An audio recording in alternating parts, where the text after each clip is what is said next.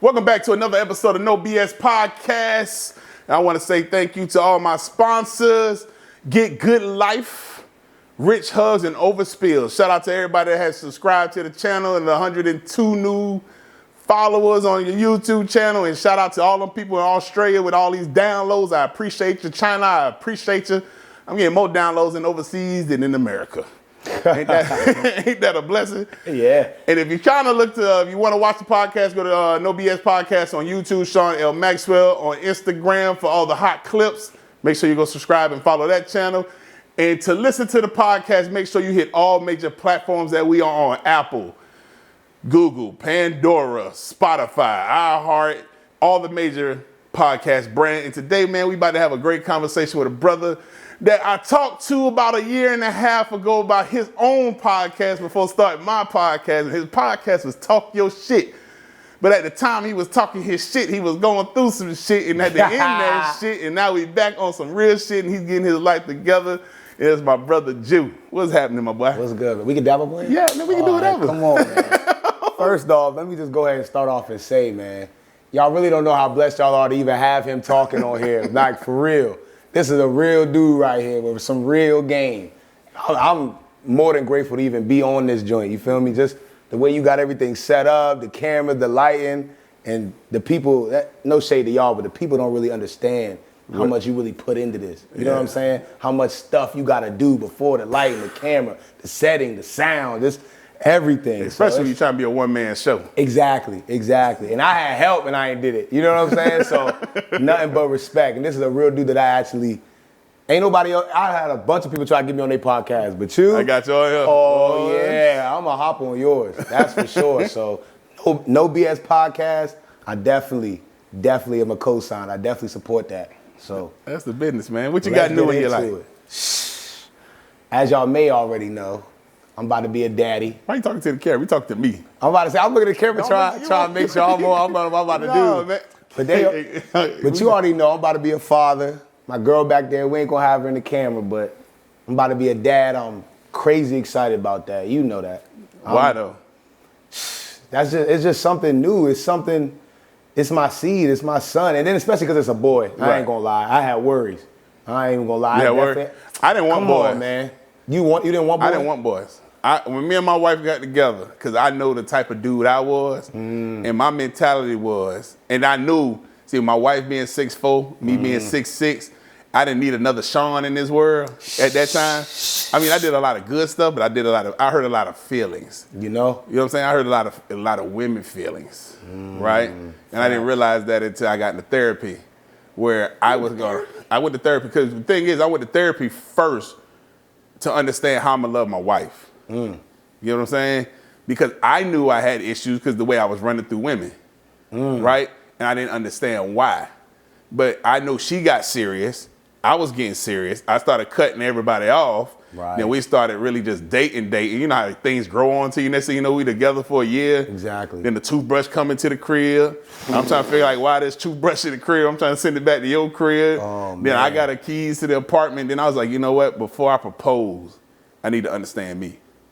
You know what I'm saying? And I need to understand why. So how long would you say, before you even get into that, how long would you say it took you to really understand you? How long was the therapy sessions? Therapy session probably took me about 2 months.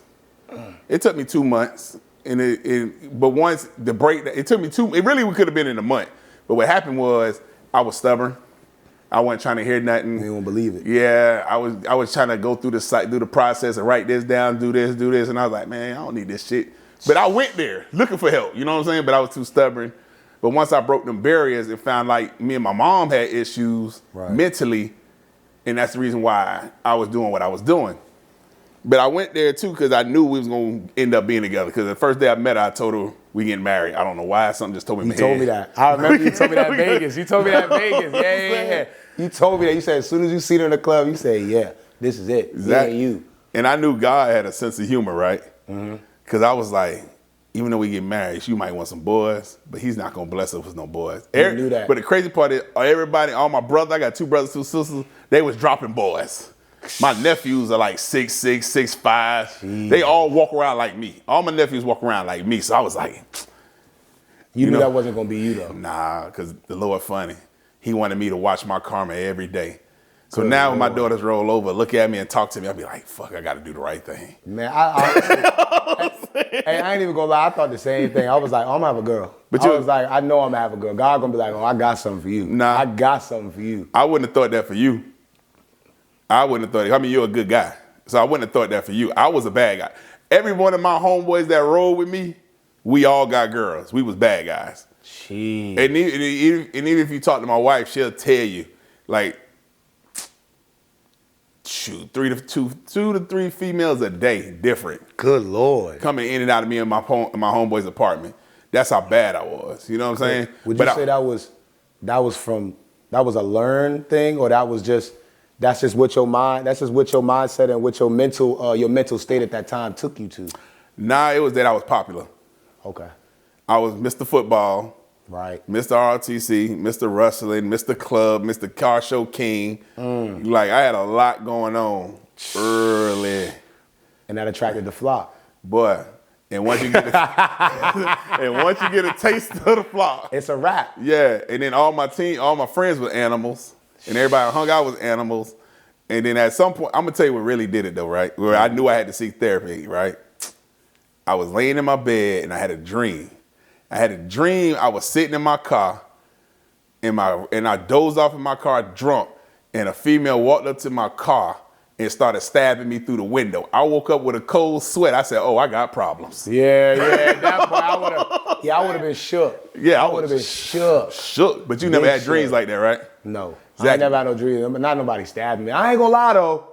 I definitely had a couple dreams of somebody trying to run up on me and shoot me, but it wasn't no female. It wasn't no female. It was a gang of dudes. I had a dream somebody trying to get at you. You know what I mean? But that's after you sit there and watch all that BMF and 50 Cent stuff. You know what I mean? Yeah. Stuff like that. But, geez, that's deep. That's deep. No, That's deep. I fought a lot of dudes. I had a lot of gangster stuff going on, but I never had a dream about a dude killing me. Damn. You get what I'm saying? I had a dream about a female killing me. So you knew, like, yeah, this is I knew it was a problem. You know what I'm saying? I went and got help. Was the therapy sessions real, like, consecutive, one after the other? Like you said, you did say that it was like you went for like, it could have been a month. I was going but 2 it ended days up a being week. That's a lot. Because I made the job take care of that. I told them I had mental problems, and I was a supervisor. So you tell the job. At the Cisco?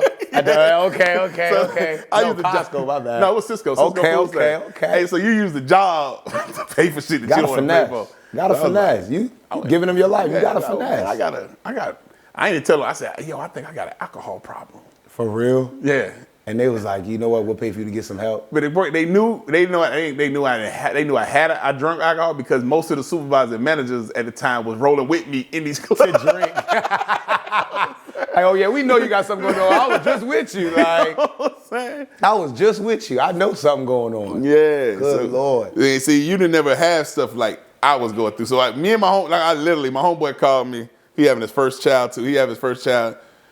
Right, and he was like, "Yo, he having a baby shower this weekend. Actually, this weekend, just Saturday, same day as us." He told call me talking about, "Yeah, bro, you want to come to the baby shower?" I said, "Nah, I'll be in Maryland." He was like, "Yeah, we gonna get to find out what we having." I said, "What you mean? What's wrong with you?" You know what I'm saying? He said, "We'll find out what happened." Right? I said, "You don't need to find that. You was a scumbag. Nigga. You know what's up. You getting a girl. You don't need to find out. You think you're going to be the only one out of all 6 of us to pop up with a boy? Hell nah. You're going to face the same. So you know what you got. Yeah. You know what's up. Well, he called me mad last night. Bro, man, I'm having a girl, man. I don't know what to do. But you do. Because what's going to happen is when them babies pop out, well, you learn to love them ASAP. Immediately, like first sight? I ain't going to say first sight. Because my first sight, I had to help bring my baby out. My oldest child. Are you serious? My wife is 6'4". So, and she was, and when I say she was an athlete, because she played basketball all through college, so she was swole. So the nurses was on this side trying to hold a leg, and every time they said push, they was little. She would push them. Because my wife bench pressed 225 at the time. Good right? Lord. And she was squatting, got down 4 plates on each side. So they was like, push. And the nurses be flying. I was like, and then doctor, he's a Nigerian dude. He was big too. He was about a good 6'3". But he had big ass hands. First of all, that was confusing too. I don't know how we got here. Just him being that big? He was 6'2", 6'3", but his hands was bigger than mine, right? And so this is why I lost like, when they asked me to come and help, he was like, I'm gonna help, y'all two on this side. I said, I got this side, but if y'all need me to do both legs, I can do both legs. Right. She ain't pushing me. Right. But when I watch him take his hand, I got big ass hands. When I watch him take his hands and reach in and then grab that baby, I was like, whoa. Whoa, brother. That shit can do that? Whoa. Be like, I don't even want to touch my baby right now. Yeah, I was like, man, that's your baby. After all that, them big hands. I was like, bro. He was like, here she is, hold her. Oh my and then God. this why I say like the love at first sight. I knew I loved the baby, but I was looking. I was like, so y'all just gonna hand her like this to me? And he was like, No blanket, no nothing. no. He just came out, so all that my gray God. in the bag that she came out was her. They were trying to hand her now, like hell nah. Go Y'all wash her off. I'm about to say, get her right. Bring her back with you. Y'all better watch her off. Boy, everybody was so mad at I me. gotta know what would you say that was that defining moment as a father where you knew like, oh, this is real. I'm really a role model for somebody. When she said she was pregnant, the moment she said she was pregnant, I knew I had to get my life together ASAP. 2, 1, because at the time when I was I don't even know how the hell you end up interviewing me on my own show. Right. I'm so into my own. I'm back. I feel like I'm on my shit. I feel like I'm on Talking Shit TV right now. I'm like, I'm gonna ask him questions. No, it's all good. So at the time, I was still like balling, and I started getting into a lot of bodybuilding. I was doing powerlifting, so I was on steroids, right? What? Yeah, I was taking some real shit. Oh, you was trying to get swole. Yeah, I was. I was 300, man. At that time, I was benching over 4. That's ridiculous. We lived in the gym. Everybody, that's what I'm saying. All of us scumbags, we lived in the gym for the women. Good You know Lord. what I'm saying? Just to look right. Just to look right. So Good Lord. when she told me she was pregnant, I was already scared. Scared? I was scared because I was doped up on steroids. So I was like, fuck.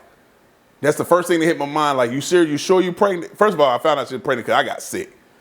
I had the symptoms. I was over there throwing up, felt like I had the flu. God. And I was like, yo, I ain't feeling good at all. She said, you know what's crazy? I'm about to take a pregnancy test. I was like, oh, fuck, you pregnant. Oh, fuck. She's like, I didn't even take the test. I said, but I'm throwing up. What's crazy? I told my girl. I told her. I said, you pregnant. She told me one symptom. I said, yeah, you pregnant. Yeah. I said, I can feel it in my bones. You pregnant. She was like, stop. Don't say that. Don't scare me. I'm like, nah. I can feel it in my bones. You're pregnant. I felt all the symptoms. She didn't feel no symptoms. The whole day, the whole 2 or 3 days, I promise I was throwing up. I was sick. And then once she took the test and we went to the doctor and they said, oh, you pregnant for real? That's when all that shit dropped off me. I was like, Back in your day, you still had the pregnancy test where you could just, with the stick, Yeah. right? I'm about to say. But I didn't believe in it. She didn't believe in it. So you like, let's go to the doctor. We took 3 of them. Okay. And I was like, that shit ain't real. That ain't right. That ain't real. Let's go to the You know what doctor. I'm The saying? doctor gonna tell you what's up. And it was like, you know that shit 99% right. I was like, all 3 of them? Hey, but look, all 3 of them ain't lying though. If they 99% right and all 3 say pregnant, bruh. No, she was pregnant. You gotta listen to the signs. You know what I'm saying? And then that's what I did. But when I was like, fuck, when I say I was doped up, like I had just took some Winstraw, Anabol, and Deca. What? Yeah, I was on it. We was cycling in and out. Y'all was trying to get right. We was. Like shit, well, we used to go to the club. We used to bounce at clubs. You know what I'm saying? Just that big? Yeah. I'm gonna show you a picture. Well, all of us was, man, we all had problems. We was when they say we on steroids, you got anger issues. Boy, Nah, we you had be issues. angry. We was You be fucked up. angry. I mean, you told me you put them hands out there. Boy, I used to, you told me you put them hands out there. Used to. It didn't take me nothing. I believed it. When you said it, I was like, yeah, but you told me the steroids. I'm like, Yeah, for real. I ain't hear that part. You ain't tell me that in Vegas. Like, You know how hard I prayed for them 8 months? Yeah, be healthy. I was at every doctor visit. You sure she's straight? Yeah, she 100%. I was like, fuck, as a girl. Shit, you sure? Because there's only but so much they can tell you. Right. You know what I'm saying? All they can do is show you the outline. That's it. And tell you, hey, your girl straight. You know what I'm saying? They tell me she good, Everything but that's healthy. all they can. They taking the needles, stabbing. Exactly. You sit here like, okay. But I pray, I was like, Lord, I promise you what, if she come out healthy, that's my only word. I don't need a steroid baby. Like, you don't know what kind of baby. Not even you know angry. type of birth side effects. That was my defects. thing. You know what I'm saying? And I used to crack a lot of jokes on people and their kids. So I was Oh, really. so you thought karma was real? Yeah, so- It is real though. Oh, it's real. Karma is real. But when she came out, she was, I think, 11. She was 11 pounds, 11, 12 pounds, 24 inches. Good And she Lord. came out 2 weeks early. And I was like, when the doctor grabbed her, they was like, yo, she in the 99th percentile. I said, is that a good thing? Right. And they was like, yeah, she cool. And I was like, bet. Because I just prayed that I'd never take another steroid in my life. And you stood on that? Nah, I stood on it. I haven't taken them since then. And the homeboys still do? You gotta put them names out there, but the homeboys still get into that? Nah, they wouldn't care if I did put them out. They ain't gonna whoop me. Would you say that was a phase y'all was in? Like just a phase, like, yo, we young, we dumb, we just trying to get right, have our fun, bachelor life? It wasn't a phase because my homeboy, he was Mr. South Carolina. He was bodybuilding. Damn. All of us really just lift weights. I mean, we was all athletes. We get off of work, we go to work, we get off work, we go play basketball. Hey, and what a lot of people don't know about South Carolina, nigga, they got you lifting weights 6th, 7th grade, maybe even 5th. Down in the South, they take sports and weightlifting differently. So for your man to be Mr. South Carolina, y'all was on the road. Yeah. Because they different out there. There's something in the water out there. Yeah, man. Sheesh. Shoot. It was a little different. You'll hear, I did an interview with my coaches in them. Oh, you did? And when I post that podcast, you'll hear all the stories. You know what I'm saying? I seen you on a podcast with the, cause you know I be watching. You be peeping. I might not say nothing or comment, but you see me watching. I like some, maybe make a little comment, but he was on there with the light-skinned dude. And you was talking about the recruitment process and everything in college football. Did you tell the podcast you tell the people about what you had going on with the Citadel and everything? Yeah, we talked about all that. On how I was at the Citadel and I was like, can't leave that out. Nah, I played ball with them. Didn't like the moves they was making. And then when I was like, nah, we transferred to the HBCU. Okay. And balled out. You know what I'm saying? And your children know about that? Your daughters know how you play college ball and all that or not? Yeah, I don't keep nothing from them. They ain't got no choice. Yeah. You walk in my mama's house, you ain't got no choice. Know. She gonna tell you what's up. Me and my brothers, we were so competitive. Like, you walk in my mama's house, I have 163 trophies in my mama's house. I got this high school record for the most trophies in my high school. You know what I'm saying? I don't know if they broken, but I know when I left, I ran it. I was in the trophy cabinet. I was the reigning trophy champion. And all because my dad, I'm gonna tell you the realest, my dad told me like, yo, I'm not paying for you to go to college, but you're getting the hell up out of here at 18.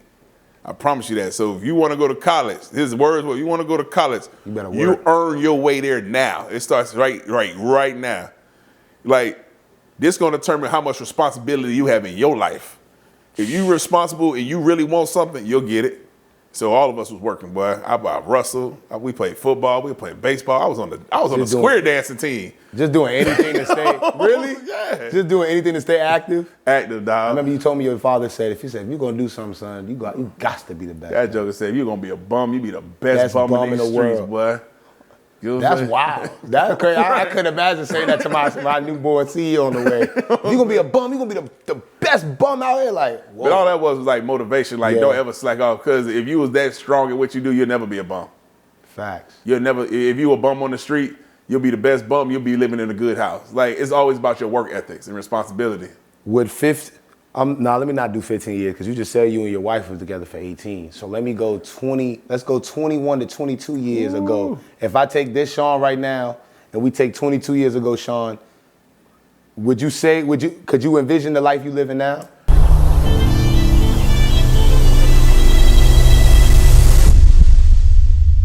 Everything has texture. Fabrics.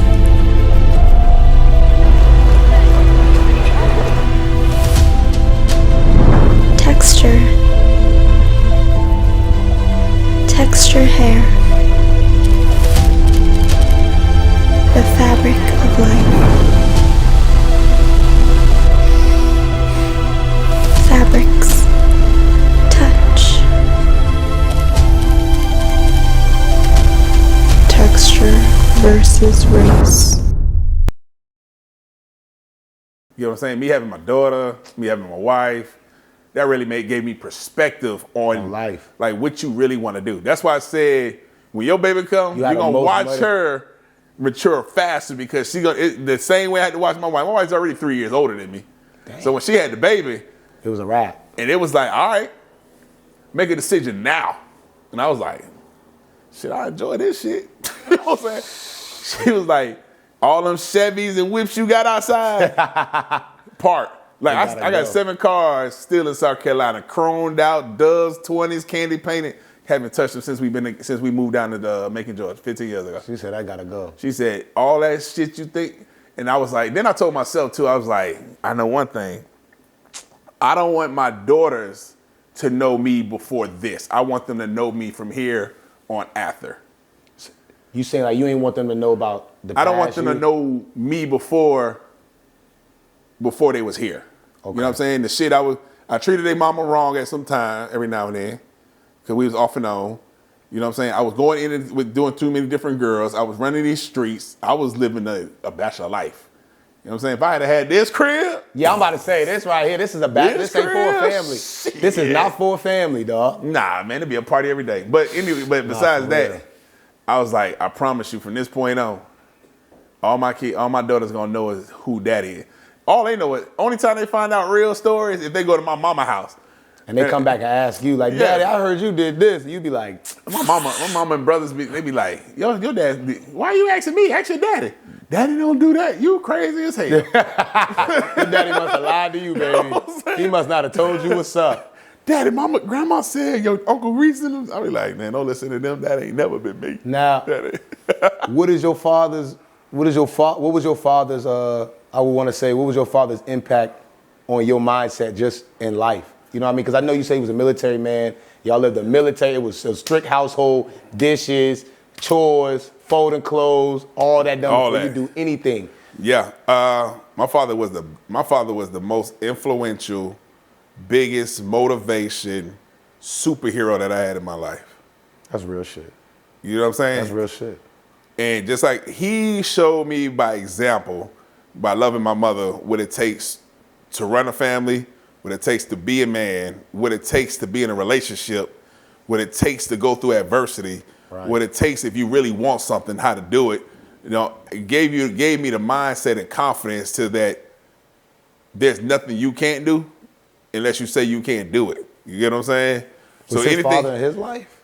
Oh yeah, Pompey Maxwell. Okay. Hell yeah, the big kahuna. My family. Oh, he the big dog in the family. My grandfather before he passed away. He was the big dog. Yeah, and my grandfather's French. They from France. They moved to New York. My family's so interracially ingrained. Like, my grandfather's from France. My mother's side is like Indian. My dad's side Catholic. My mother's side Southern Baptist. Both of them grew up in New York. Met each other in the military. Shoot, but you know, my family's diverse. My mother, brothers. I was born in Germany. How you explain all this to your children? How you explain where they come from, their lineage, their heritage? Like, I don't explain shit. I ain't gonna lie to you. I can explain to you what goes on right now. You know you feel like it's not even. It don't need to be. It don't need to be justified, or you feel like y'all gonna find out as time goes on. It's nothing really justified. My kids are very inquisitive, so they ask. They say smart. You know what I'm saying? They'll call their grandmama, they call their brother, their uncle. Like, ask the questions they need to ask. Yeah, but they really don't have questions because I tell them everything. I don't hide or sugarcoat nothing from my daughters. Good. You know what I'm saying? If we're gonna talk about something, we're gonna talk about it. Now, I can tell you if you got a little boy, I'm gonna tell you what that little joker want. You get what I'm saying? If you want to do this, I'm gonna tell you what's gonna happen in this. Like, I don't sugarcoat nothing. I'm gonna let you know. We're gonna get right to it. You was the one. You the father. How the father you are to your girls. You the father niggas like us didn't want girls to have a dad like that in life. Because they like, we already know. Bro, we already hip to you. I'm that uncle. I'm going to tell you now, right? I went to my mama's house. I went to my mama's house, right? Mm-hmm. And I walked in her crib. I'm that uncle. Like, when Uncle Sean walk in the door, everybody tighten up. My brothers in them are lenient. And I be like, okay, I will whoop your ass. And I dare you to go tell your daddy, I'll beat your ass like I'll beat him. Yeah, I used to beat him too. You know so tell him come in here, y'all everybody get beat. Hey, so I walked to my mama's house, automatic. I was like, I know my mama ain't letting them have to walk around this house looking like this. Oh, man. Everybody come in the living room, all 16 grandkids. Everybody got chores. 16 grandkids, dog? Yeah, I'll tell you. How many brothers you got? It's 5 of us total. All right. But my sister, she had 4. Both of my sisters had 4 to 5 kids apiece. My brother behind me, yeah. That's 10 right there. Straight up. That explains. I know you got 3. I only got 2. Oh. My youngest brother got 1. Okay. So I got 2, 3. Terry got 3. Reese got 5. Shit, that's 8. Then Shawnee and Ebony, only got 18. God. Yeah, it's about 18 of them jokers. God. 5 apiece from your sisters? Yeah. Now, what was your daddy's relationship like with her kids? Oh, it's all my dad is a real daddy. Like, it's just he gonna put it down. He always gonna tell you one thing for sure. He be like, I don't want to hear about y'all relationships. I don't want to hear about the women y'all dating.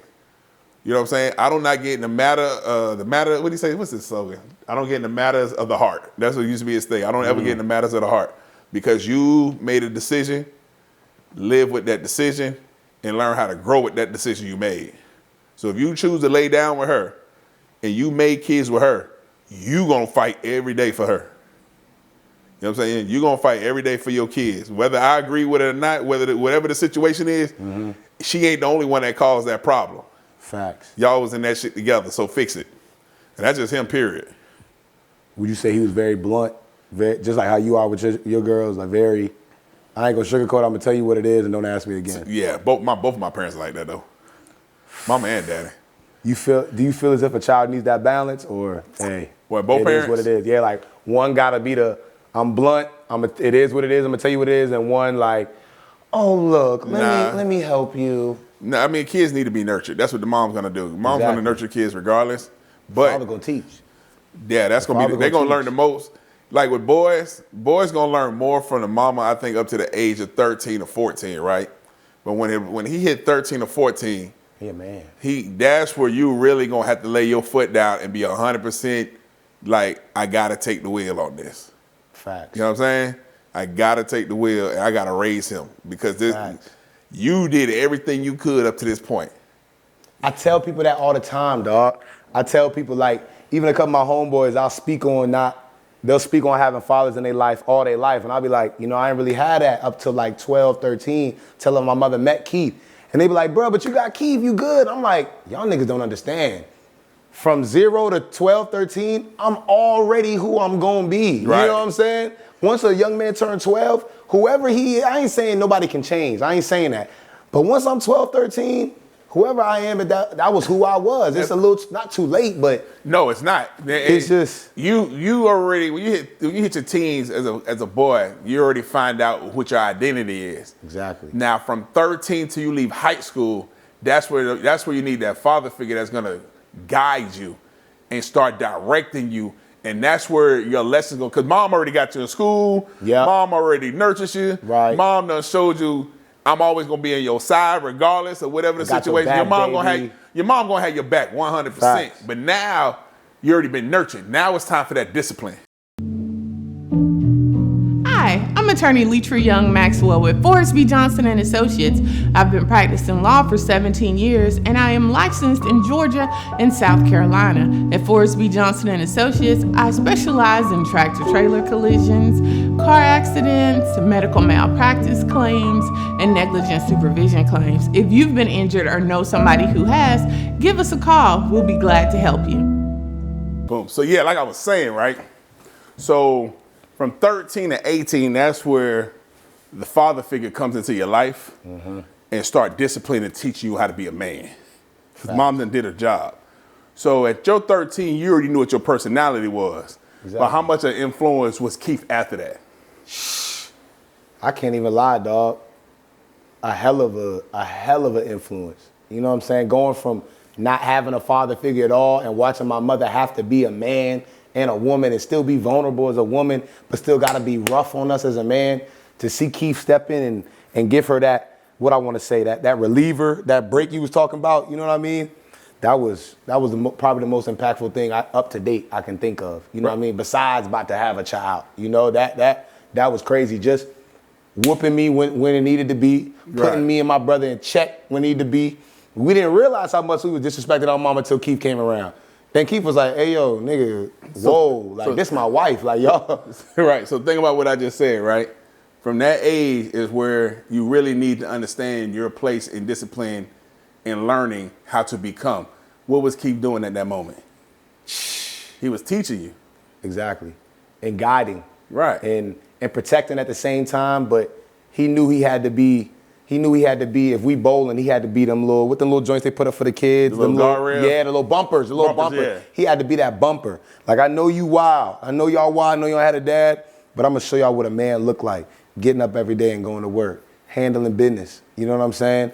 Not ignoring problems, handling it immediately. You know what I'm saying? Shit like that. That I would say he played a huge role in molding me as a man I am today, and the man I know I'm gonna be for my son, and the husband I'm gonna be for my girl. You see over there. You know what I mean? Right. He was. And I ain't gonna say I owe Keith my life, but damn, man, I couldn't imagine myself being as thorough as I am today without Keith. Right. You know what I mean? And giving me the greatest gift, my little brother. You know what I mean? That you already see how I love him. Yeah. I treat him like he my son. You know, cause I ain't have that. So I treat him more like he my seed. You know what I mean? But Right. So without Keith, what do you think the situation will look like? it looked like a spoiled little boy, still acting like a little boy. Very, what I want to say, what's the word? Entitled. Right. Without Keith, I'd be the most entitled little dude in the world. You know what I mean? Because he really showed me, y'all better be grateful now. Y'all don't understand. We ain't in Charleston with y'all big little house over there in the suburbs with the white kids and black kids and everybody together. I said, we out here in Maryland. I'm gonna show y'all, you got to work for what you want. I'm gonna show y'all how y'all mama could provide for y'all because she worked. I'm gonna show y'all that. So that was So what you say was the biggest lesson you learned from Keith? the biggest lesson I learned from Keith. Patience. Patience. Watching my little brother cry, my mama tripping, she going through postpartum, she just had the baby. She got two ungrateful, spoiled ass little boys who don't want to listen, who don't want to clean up, who don't want to do none of that. I say the biggest lesson is patience, for sure, and consistency. You know what I'm saying? Because out of all the years, I ain't never seen him disrespect my mama, put his hands on my mother, do none of that. Anything. Get up, go to work, handle business. Whether he like it, didn't like it, he handled business. And it showed me as a man. Now I feel like a bum if I ain't working. You can ask my girl. If I'm laying up, I don't even like staying at her, being with her laid up all day. I'm like, yo, I cannot do this. This is not what a man does. I can't be laid up with you all day. I gotta go out and get some money. I gotta make something happen. You know what I mean? That was the biggest lesson. So that was definitely the biggest lesson. That was that responsibility kicking in. Yeah. So now you know how it's gonna look when you have a child. Exactly. So what's gonna be like the biggest thing you look forward to in teaching your son when he get here? I can't wait to teach my son to be excited about the things that he don't know and be excited about the things that he's not ready for and show him the beauty in not knowing. You know what I mean? Show him the beauty in learning things and staying consistent with certain things. That's what I'm excited for. I'm excited to, what I want to say, you got me stuck now. I want to teach my son that you got to stay consistent. You got to stay with your mindset even when things are hard, even when things ain't going your way, because that's not how life is. And that's another thing Keith taught me. Life ain't gonna always give you the bright picture and the beautiful house and the beautiful everything, but you got to stay on course. You got to stay doing what you're supposed to do as a man. And not just because we men and we boys and we males or whatever, right. But that's just your responsibility as a husband, a father, a mentor, you know? That's definitely something I'm definitely excited to teach my child, for sure. And respect. You know what I mean? Being thorough, standing on your principles. Don't be easily don't be easily fooled. Don't be easily influenced. Be a leader. Do you? Don't be a follower. Be you. Be a leader. You know what I'm saying? Do what you know is right and stand on that. Even when everybody else telling you what you're doing ain't right, you know, like even when there's other people that's giving you different type of influence, whether it's bad or good, stay on your course. Stay what you're supposed to do. I'm excited to teach that. More than excited to teach that. For real, that's sure. That's dope. For sure. So I mean, with all that though, right? What are you most excited about sharing two different personalities and working to make one personality? Because DNA is a mug, right? DNA is a mug. He gonna get the best. He gonna get the best of both worlds from the both of y'all. Best ain't and no y'all word. two gonna have to navigate this. This is where the excitement kick in as a parent, right? Now you learning yourself through that, baby. You like, yo, Not this is just what my mama was talking about. Not just you, she will too. So both of Exactly. y'all gonna be sitting here like, I do that? it's gonna start up. You just like your daddy. Yeah. And you know, everybody, as young men and young girls, you hear that. Your daddy tell you just like your mom. Your mama tell you just like your daddy. And then you gonna do the same thing. As soon as Exactly. you do something, just like your mama. I'm like, well, you got that from your mama, boy. You need to calm that down. You know what I'm saying? You can't even say that though. Nah, you you gonna can't. go back and tell Mom, let me tell you what that. Mom, Dad said you had an attitude problem and this and that. Like, oh, nah, that ain't gonna work. I am excited to see her in that light because I see how she got a little brother around the same age as Keston. He like 8 or 9. And she's so loving. She's so affectionate. You know what I'm saying? I'm ready to see her shed that type of love on my son. Right. You know what I mean? I'm ready for that, 100%. You can tell too though, because I seen it at the baby shower. Yeah. You know what I'm saying? In the eyes, and I can see how the way y'all look at each other. Yeah. Even when they walked in the door and both of y'all look nervous, like, oh shit, this is real. It's like, real. this shit is real. It's happening. We really had to have a baby. I ain't going in there. Hey, you see that? You see that? We walked in. She was like, I said, ladies first. Because I'm like, I ain't going in there. I'm like, I ain't ladies going by first. myself. I'm a gentleman, ladies first. She like, I am not going first. You're going in there first. And we going to congregate and walk around. You seen it. Yeah. Greatest cameraman in the world. Yeah, I can't even call you a damn cameraman, yo. You much more than that, dog. I know. I can't even short you out like that. You know what I'm saying? I can't even I'll take snub it, you though. like that. I can't. I take it. I can't take that. I can't put you as a video guy. I can't even tell people that. People ask me who you are, and I'm like, bro. Hey, hold on though. It was funny watching her aunts try to figure out who I was. Hey, yo. And watch you in the corner What's the one with the black shirt on? That had the black on? who had the black? Oh, that's her auntie, Andrea. Boy, her and the one with the green shirt. Yeah, that's her other auntie. Boy, hey, they called me 3 times. So what do you do? What are you to them? I was like, I'm nobody. Right. And that probably threw them left. They probably like, what? They walked Like, up what on you me- mean you walked- nobody? 10 minutes later, so I want you to take a picture of us. But what are you again? I'm nobody. Just smile. That's all you need to know. I'm the one that's about to take your picture. That's who I am today. That was so funny to me because she really tried to figure out.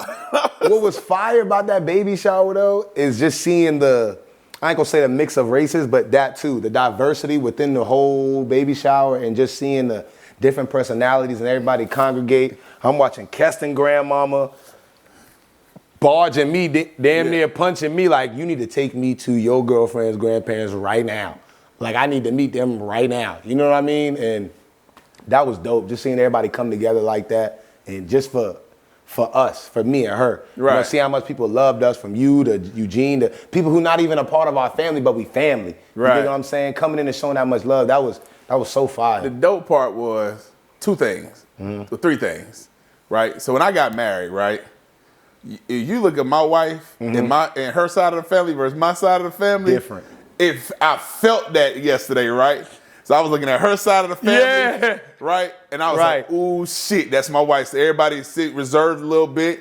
Nobody making no sudden move, right? Then my side of the family, everybody black hoodies walking through the door.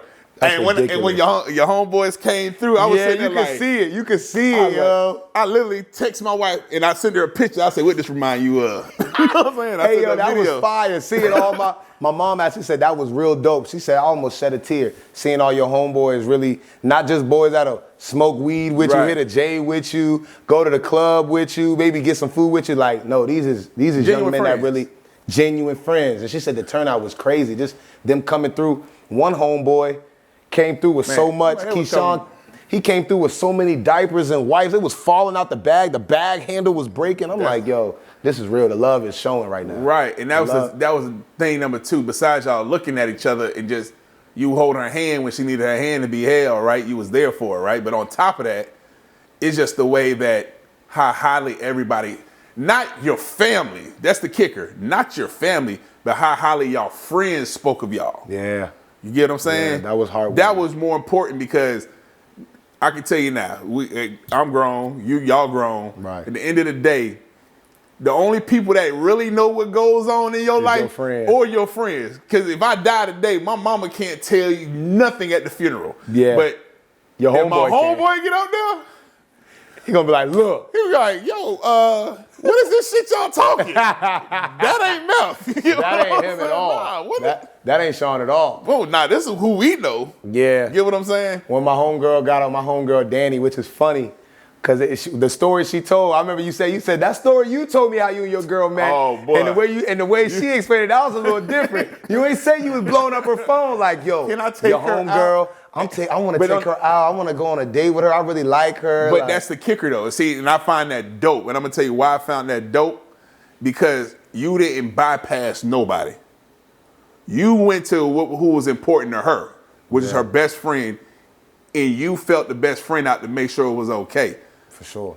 Most niggas would have just went straight to her, right? Yeah. But no, you did a gentleman thing. You know what I'm saying? By asking you, like, yo, can I holler at your girl? Like, for real, Right, for real? like, yo, Can I take her I like out? your homegirl. I'm really digging her. You know what I'm saying? Facts. And she plugged it together. Exactly. You know what I'm saying? Facts. So even if y'all decide to get married, best believe that's gonna be one of the speeches at the wedding. Oh my God. You see how deep she was to stand up in front of everybody at the shower. You saw that. Yeah. You saw she was like, I just want to say, I put them together and I'm very proud of that. Da, da, da, da. I'm like, yeah, the wedding gonna be dope. Right. Yeah. And I'm gonna tell you another thing where I know it was hitting people, right? I know that feeling as a father with my daughter. Like if she was in that situation and going through what she's about to go through, and at this point, she's no longer my baby girl, she's a woman. Yeah. And I'm no longer her real protector, you are. Yeah, he's passing that So on. you know how much as a father, like that is a good thing, but at the same time it's hurting because I've been that protector for her. And he now knows. And now I'm no longer that protector unless she needs me. Right. But how often is she gonna need me to be that At this protector? point. You see what I'm saying? You know what I mean? And then the way, like I said, y'all friends show love for both of y'all and talk highly of both of y'all and say they're gonna be there for both of y'all, that solidified everything. Like, my baby is no longer my baby.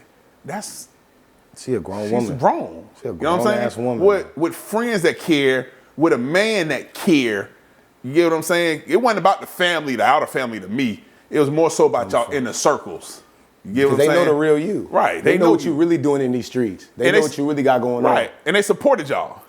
on. 100%. And they all had the same stories, whether y'all Yeah. knew it or not. That's the crazy part. That's how they know you. When my homeboy, after her homegirl got up and said it, like, and the homegirl that she had, it was mutual. I was my friend, and that was her friend, but I never knew her. Right. And I was like, she brought us out. I said, yo, who's this? I said, I want that one. I was like, Something that one clicked in right your mind there. right then and there. As soon as I saw her, we went out, I said, that one.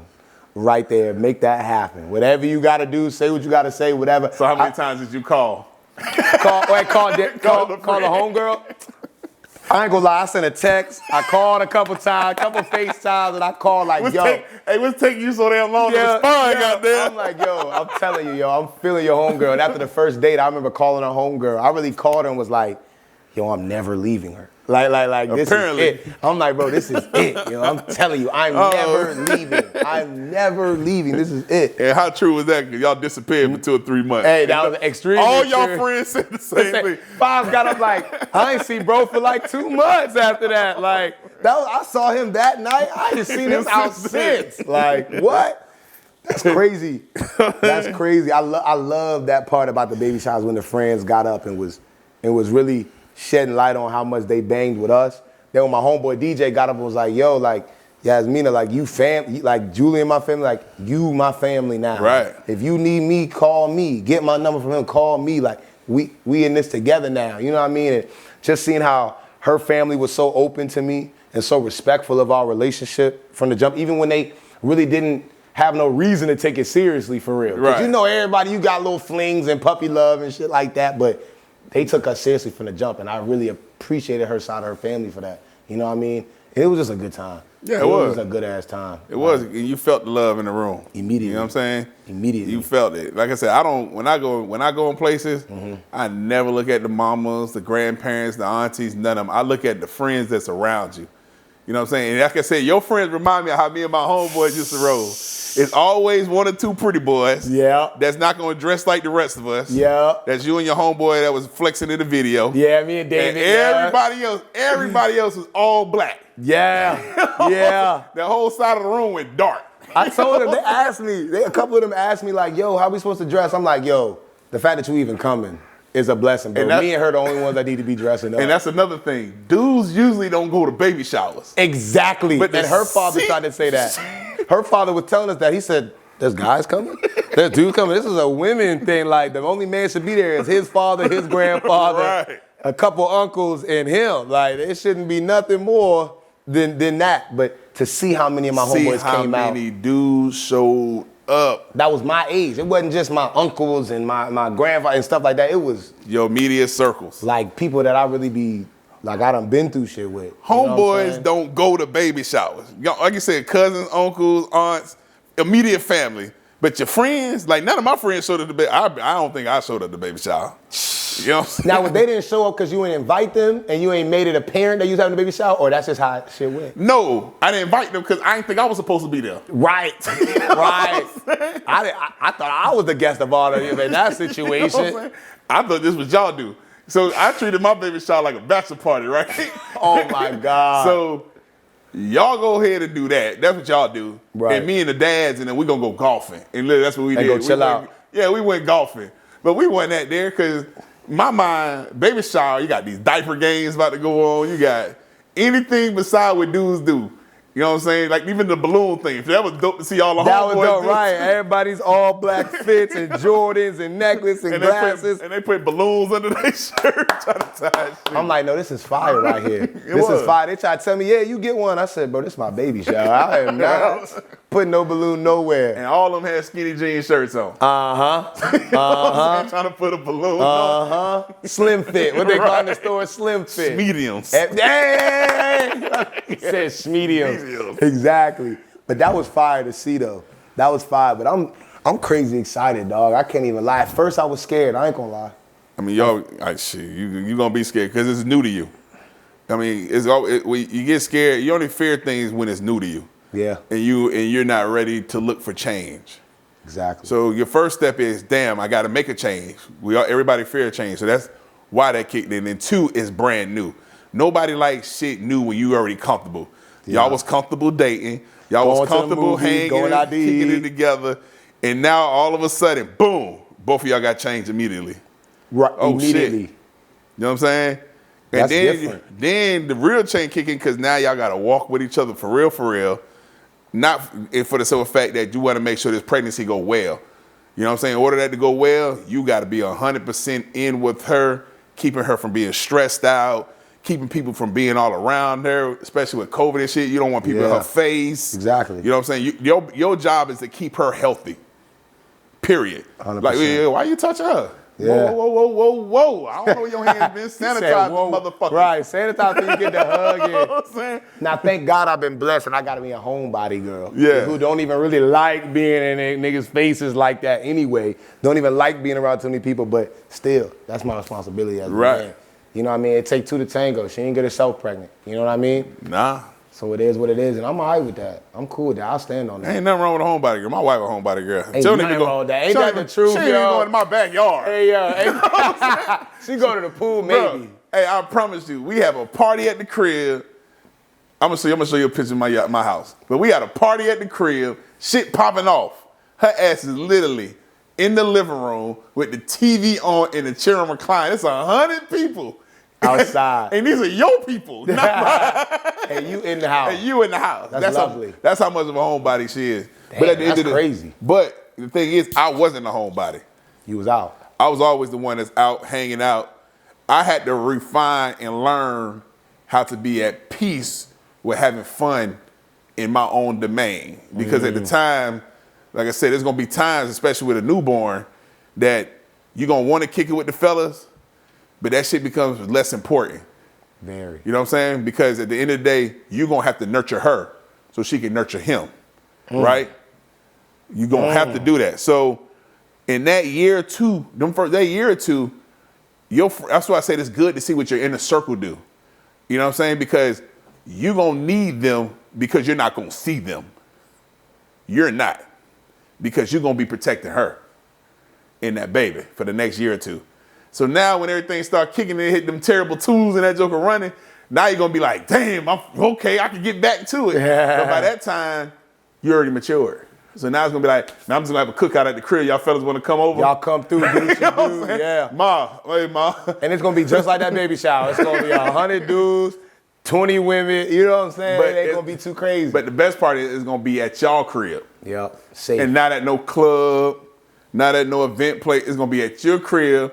When they get done, they can take their ass home. Mm-hmm. She's already safe at home. She's secure. All we gotta do is clean up and go. Clean up. Well, not y'all. She ain't clean up. Yeah, you she gonna clean right. up. You invited them motherfuckers. She didn't. I did not invite your man to tell him to be smoking out back. You know what I'm clean saying? that up. Hey, and I'm gonna tell you what else too. That's gonna slow down too. Yeah. You know what I'm saying? Because you're gonna want to hold that joker. Can't be doing that. And you're gonna be like, damn, I can't. And you're gonna be like, damn, I gotta go take a shower. Yeah. It's gonna get to a point you're gonna be like, damn, I don't even need to smoke. I promise you I don't need to smoke because I'm gonna want to play it, kick it with them. Exactly. But I can't put this on them. Absolutely. You know what I'm saying? So that's gonna definitely slow down. Absolutely, I believe it. I used to drink for real. Really? But once I had kids, I was like, I can't be showing up to the house like this. I was one of them dudes that used to think I could rap when I drink. Oh, I'd be in the man. car spitting bars that don't make no sense. Fruity Pebbles with the cereal cinnamon. He turned into mystical. He turned into mystical when he started drinking. Oh shit! Don't make no damn sense. Hey yo. But I had to slow down that drinking, especially once I had a child. I didn't do it deliberately. I did it naturally. Just because I was like, the life you was living. Like, damn, I can't be around her smelling. She laying on my chest and smell like fucking alcohol. What the Smell fuck? like 1942. You feel me? Good God. Like, I can't be doing that. What was ain't the? good. I gotta know. Did you cry when you first seen your daughter? Not Did in you cry? public. Okay, you went to the bathroom. I'm gangster. You went to the I'm bathroom. gangster. Nah, not in I'm public. gangster. I didn't even cry at my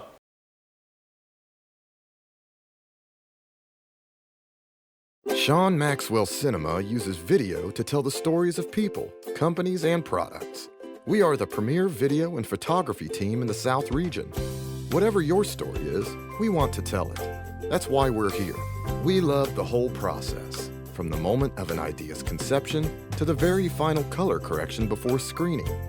You provide the inspiration, and we'll provide the creative direction. We have a full production staff to make your project a reality. Let us tell your story. Give us a call at 478-365-7360 or visit our website at SeanMaxwellCinema.com. Sean Maxwell Cinema, a name, a brand, a legacy.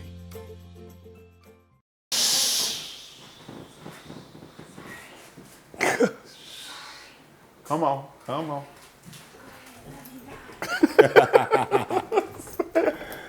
Bye. Love you. Bye, daughter.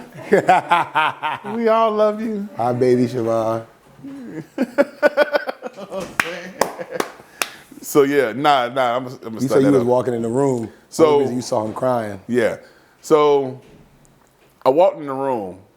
When I walked in this room, I shocked him because I was looking for something. I ain't gonna say what I was looking for, but I was looking for something. And I walked in this room, and then that's when he turned around. That's the first time I've seen tears in his eyes. I had to be like 16, 17 years old. The first time, and I just walked out. Because at my grandfather's funeral, his father's funeral, I'm gonna tell you, I wanted to cry at the funeral. But then my cousin, I'm one of the older cousins that a lot of my cousins look up to.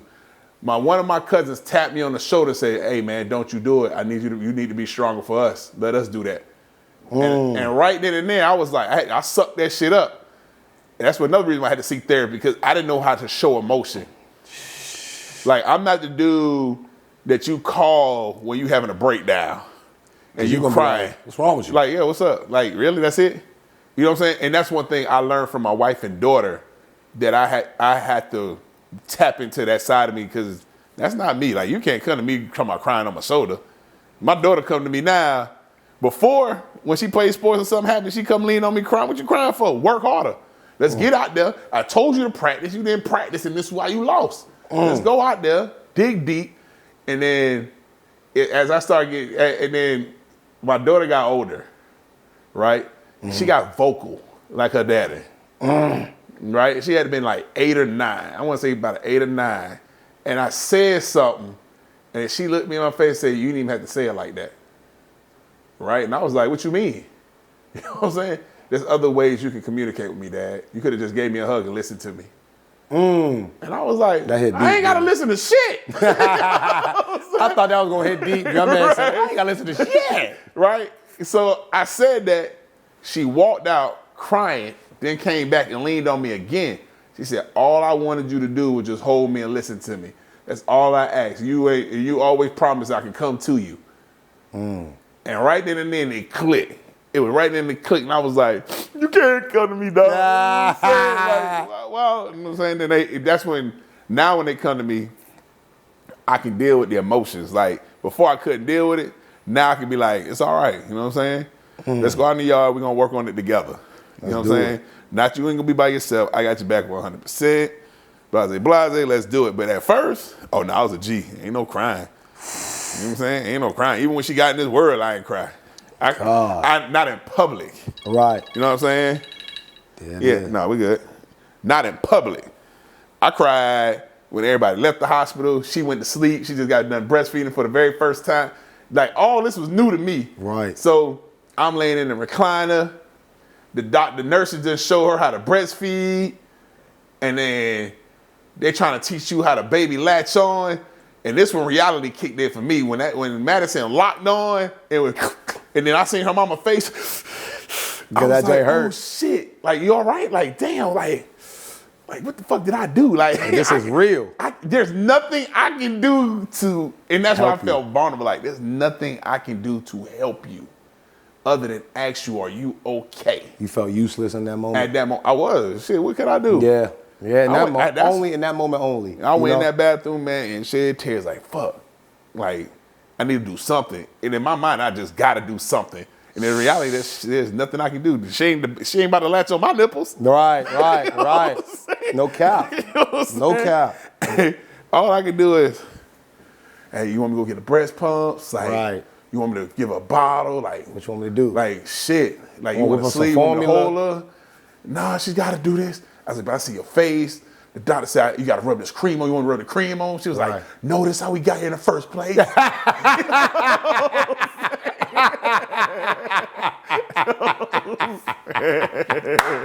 I said, no, this is how we got there in the first place. You rubbing cream on me. You know what I'm saying? I was like, Hey, yo, y'all hilarious. You crazy. You crazy.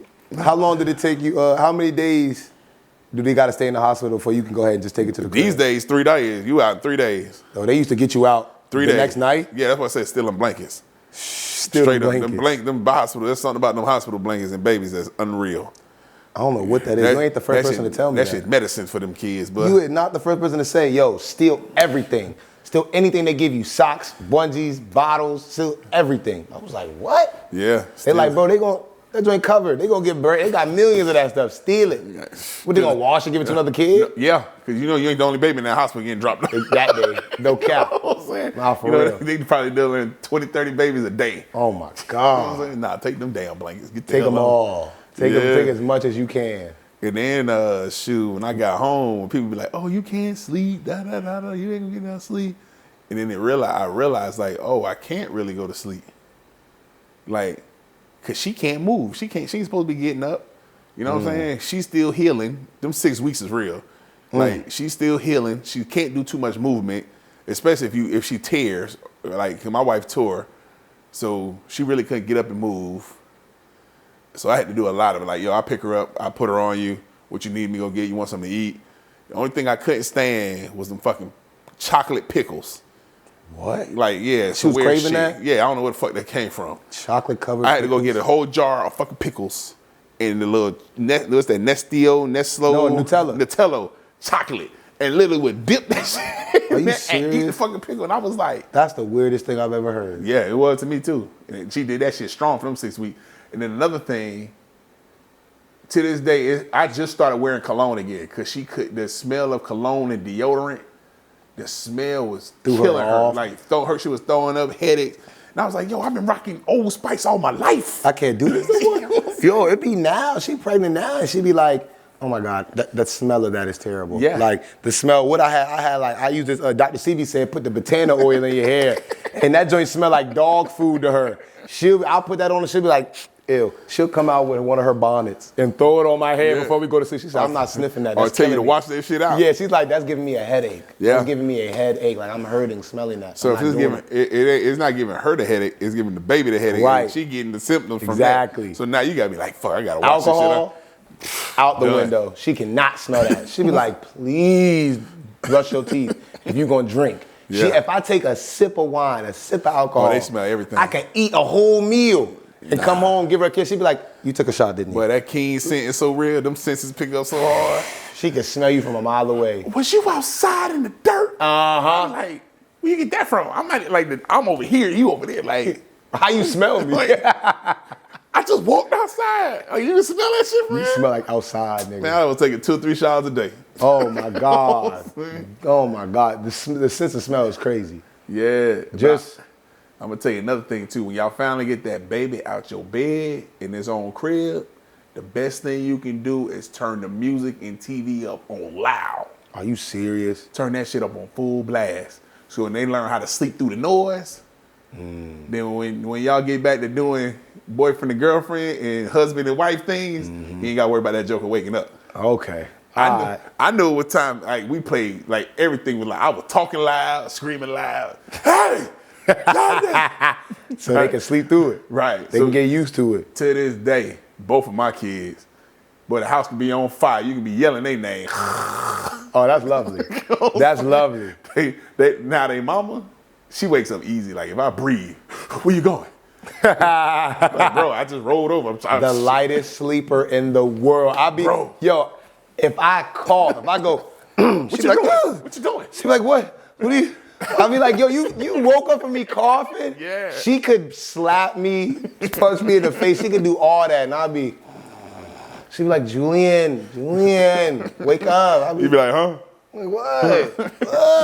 What's up? Like, when I tell you that is crazy, they really, the sleeping is so light. But for us, we can sleep through like you said, we can sleep through a house fire. Shit be shaking outside. Earthquake be going on. I just think the bed rocking. Bro, my bed shake. I gotta get up. I gotta get up and cut the TV on. Oh my God. So you'll learn, but What would you say for you? What was one thing you was excited to teach your daughter, your firstborn?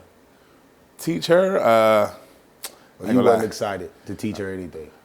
I was just excited that she came out healthy, but I do know when the doctor said she was 24 inches in the 90. You knew she was gonna be tall. I was like, oh shit, I got a baller. Yeah. Hey, I started buying her Jordan. I started trying to program in her head. And I'm gonna tell you the day I knew she wasn't gonna do sports, when that joker picked up a book and started reading on her own. Oh man. And she was just reading.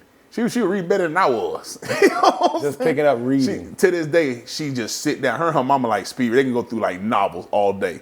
She had to be like 2 reading like the book, like really, and that's her mama. That's why I said her mama trained her. Was y'all reading to the baby in the womb? Man, reading, we talking read to her. Talk to her like just like this. Talk to her grown. Ever since to this day. That's why they talk back like they grown.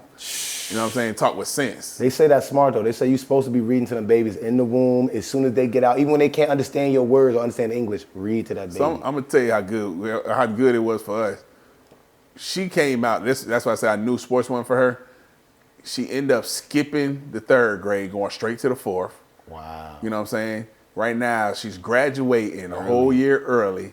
She's already finished up with her associate's degree in high school. You know what I'm saying? So her going to college, she's going in as a junior basically. You know what I'm saying? She getting full scholarship offers on academics alone. So all She had her that, way. we started harnessing that because we recognized it early, like, oh, she's all about books. She book smart. Yeah. Now my other one, when she popped out, I call her. So my oldest child is Madison Troy Maxwell. She got my father-in-law name, middle name, first name. My father-in-law is Troy Young. So it's Madison. All my father's side of the family is M and M. Maurice Maxwell, Malcolm Maxwell, Mary Maxwell, Malo Maxwell. So I wanted to keep at least that going on. So I was like, we're gonna name her Madison Maxwell, but she wanted to keep something from her friend. So I was like, name her Troy. Now, so she got his initials.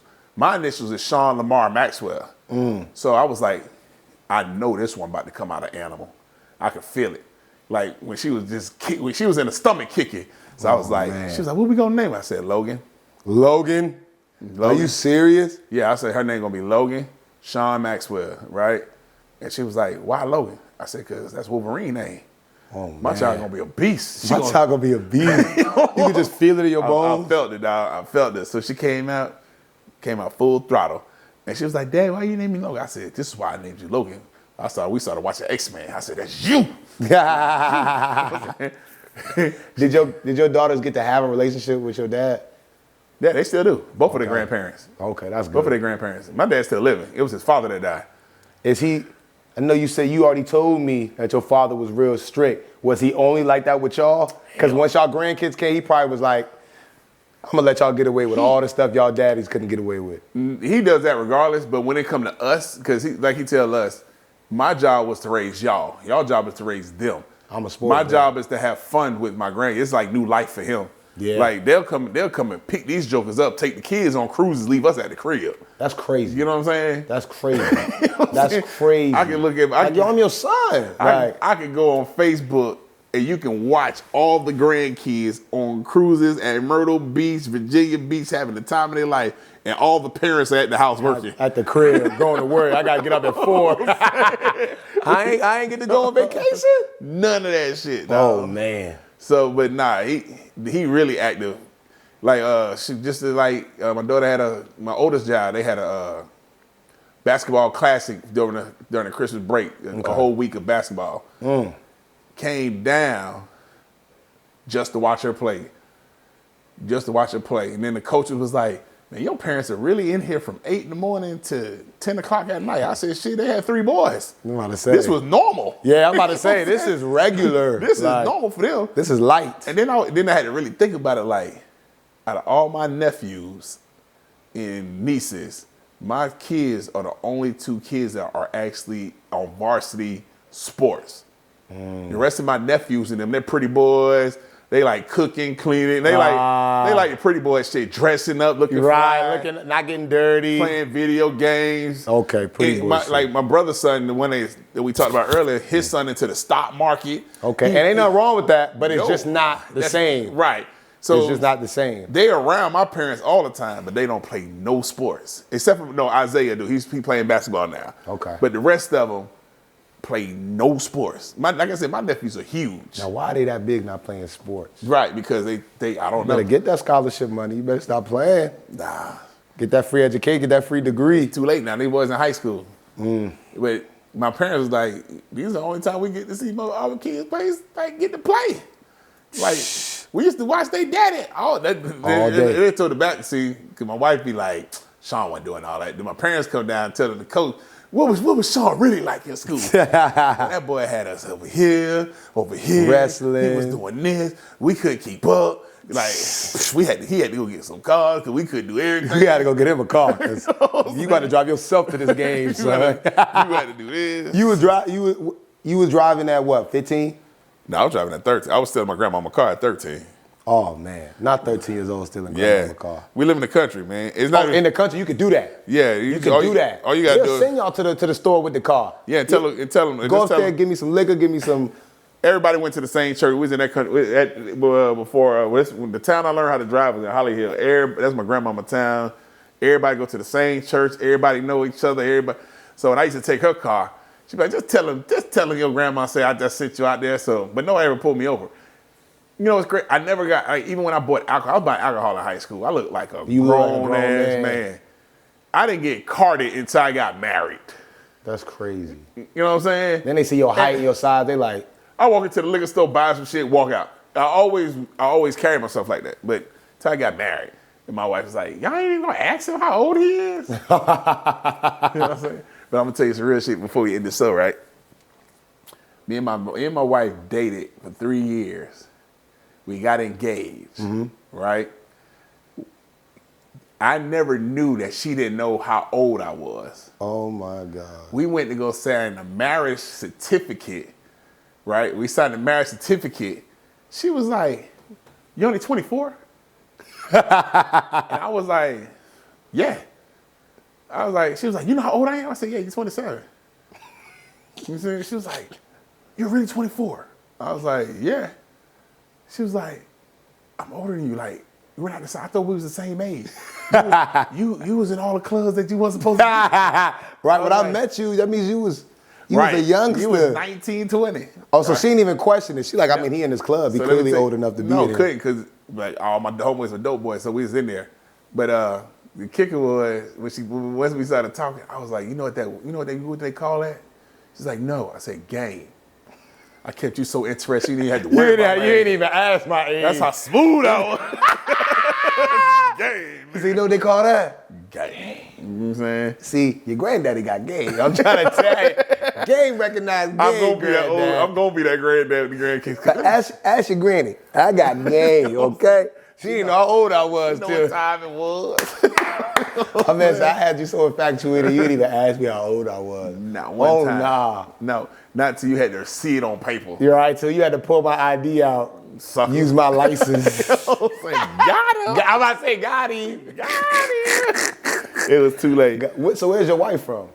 She from Macon, Georgia. Okay. Like I said, I'm a military brat. She from So Macon, y'all went Georgia. back home with her. Yeah, I had to. I was reinventing myself. You had to get away from them whole friends. Get away from the friends, get away from the things I grew up around because I wanted my daughters to see the new me, not the old me. I wanted them to see for who they supposed to be and who they supposed to be with and what to look for versus the other shit that they should never have to see or worry about. You know what I'm saying? And it worked. It worked because they all daddy. Daddy. When they come to academics, they don't come to me for that. They make sure they go to their Yeah, mom. I mean, like even though me and my wife both graduated from college, but she's educational. I was an athlete. I ain't had to do that You much. was just getting the schoolwork done just cause. Yeah. Because I know what it take. I know, as long as I ain't have a C, I just need the A's and B's. As long as I ain't have a C, I was good. I didn't try hard as her. Like my kids literally, from the moment they started school up until this point, never went below a 4.0. Me? 3.5, 3.0, 2.9, back to 3.0, 3.1. That shit didn't matter to me. I was As balling. long as I got A's and B's. As long as I'm eligible for a scholarship. This is it. And to keep my parents off my ass. Because Keep my my grades dad, before I end this episode, right, we had playoffs. And I was getting highly recruited. You know what I'm saying? I had scouts at the game. I had a C on my report card. Do you know he pulled me out of the playoff game? In the He middle told of the game. in practice. No, he told me in practice, don't you take your ass in that game. You got a C on your report card. That's unacceptable. I told you you're going to be at my house at 18 and you ain't working hard enough. So I was like, all right. I'm going to go I was to the like, game. I looked at his work schedule. You can't even make it to the game. So I'm in practice. I'm getting home before he got home. I told the coach, because he called the coach, and the coach was like, yo, is this shit for real? I was like, yeah. You know what I'm saying? So all week long, I'm playing this game. Too many scouts out there. I'm going to get 2 sacks. I'm going to get these tackles. Sure enough, boy, the game started. This is like the first goal. You know what I'm saying? We just did the kickoff. We on defense. I'm on the field, lined up. And then I felt that heat from nowhere, boy. Like your body just started getting hot. I ran in that backfield, and I'm like, no, and it's a packed game because it's playoffs. You're right. Right? And I was like, I feel like this, dog. And I looked to the side. My dad dark skinned. When I mean dark skinned, dark. Like that TV. Yeah, he the total opposite, like back in your jeans. God. And it's a pack, and I just see his shadow coming through the crowd. Poof. And I was like, oh, fuck, he is here. And I seen him open that fence, walk to the field, went to the head coach, did like this. I told you don't put his motherfucking ass on the field. I'm reading Told his you he lips. wasn't playing. Yeah. He said, he reading my lips. My dad 5'6", right? You know what I'm saying? 3rd-degree black belt. He drill sergeant in the military. He didn't take no shit. Kick your ass. Coach Moore, the head coach, played for the Jets as a center, right? He like, I told you not to put his fucking ass on the field. Sean, I already didn't even get in the huddle. I was just looking. Bring your ass here. Take that shit off. Get your ass in the car. But everybody on the team already knew what type of father I had. Yeah, so they was everybody in the neighborhood already knew. They was like, fuck. When he came in, they was like, And like I said, we gonna see the podcast with me and my defensive line coach, right? He was like, Mr. Maxwell, come on, we need him. We need him. He like, D, I'm more disappointed in you because you work at the school when my wife's substitute there. You work at the school, you understand how important this is. And you of all people was like a big brother to him. And you knew how I felt about this, and you let him do it. D said, he told me you said it was cool. My dad said, oh, ain't you lying? He told me, he said it was all right.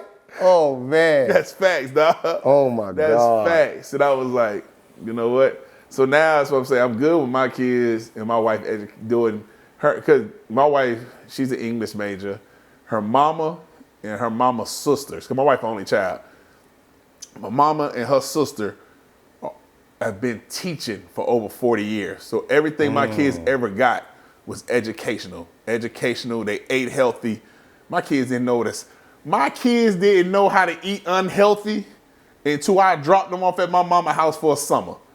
My daughters came back cooking grits, eggs, pancakes. Oh my God! I had them on applesauce, fruits, right. vegetables. I sent my mama a list of shit that they can eat. Well, I spent maybe 2 or 3 weeks, man. Madison came back. She's like, Dad, I'm gonna cook us breakfast. And I was like, all right, cool. I mean, they're like, man, that smell like my mama house for real. It smell good. I go downstairs, well, we got scrambled eggs. She got the grits with the cheese. Not the cheese and the grits. She cooking sausages. And I'm over here like, Ma. I call my mama. She's like, ooh, that baby been doing good. She love to cook and eat. I'm saying like, Ma, I told you.